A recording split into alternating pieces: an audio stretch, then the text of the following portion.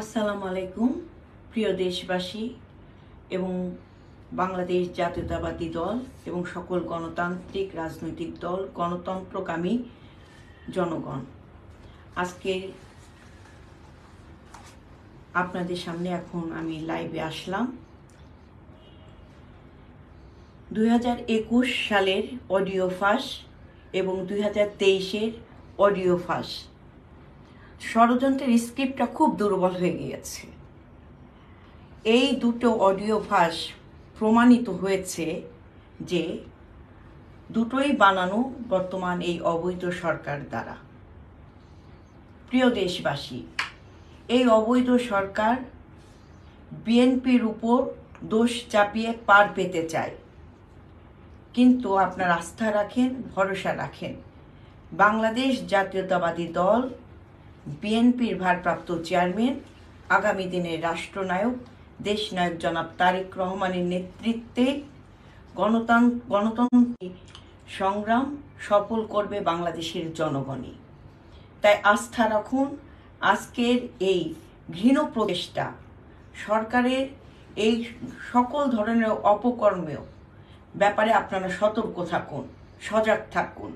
বিভ্রান্ত ছড়ানো অনেক পায়তারা করবে, অনেক চেষ্টা করবে, অতীতেও করেছে, বর্তমানেও করবে। ওদের পায়ের তলার মাটি সরে গিয়েছে। তাই তারা যখন স্ক্রিপ্ট রেডি করে ভুলে যায় যে এর ভিতরেও যে ফাঁদ রয়েছে। প্রিয় দেশবাসী, আমরা ভালো আছি, আমার বাংলাদেশকে আমরা ভালো রাখবো। আমরা বাংলাদেশকে একটি সুশাসনের বাংলাদেশ, গণতান্ত্রিক বাংলাদেশ, জনগণের বাংলাদেশ প্রতিষ্ঠা করব। সবাইকে আবারও শুভেচ্ছা জানিয়ে চলমান এই আন্দোলনে সকলকে সতর্কতার সাথে শান্তিপূর্ণ প্রক্রিয়ায় এবং গণতান্ত্রিক প্রক্রিয়ায় অংশগ্রহণের মাধ্যমে আমাদের উদ্দেশ্য, লক্ষ্য এই অবৈধ সরকারের পতন, নির্দলীয় নিরপেক্ষ সরকারের অধীনে নির্বাচন এবং জনগণের ভোটের অধিকার, জনগণের গণতান্ত্রিক অধিকার জনগণকে ফিরিয়ে দিয়ে জনগণের সরকার প্রতিষ্ঠা করা। আমরা সঠিক ট্র্যাকে আছি, সঠিক পথে আছি।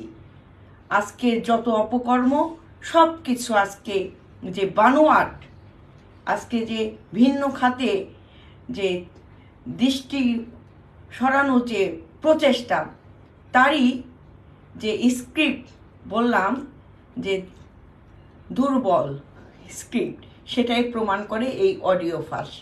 ভালো থাকবেন। নিপুণ রায় সততার সাথে রাজনীতি করে, দেশের গণমানুষের জন্য রাজনীতি করে, বাংলাদেশের জন্য রাজনীতি করে। নিপুণের আদর্শ, নিপুণের লক্ষ্য, নিপুণের সকল কর্মকাণ্ড প্রকাশ্যে জনগণের কাছে, এবং সেটা বাংলাদেশের জনগণ সাদরে গ্রহণ করেছে। তাই হয়তো নিপুণকে নিয়ে কম্পিত, নিপুণের পরিবারকে নিয়ে কম্পিত।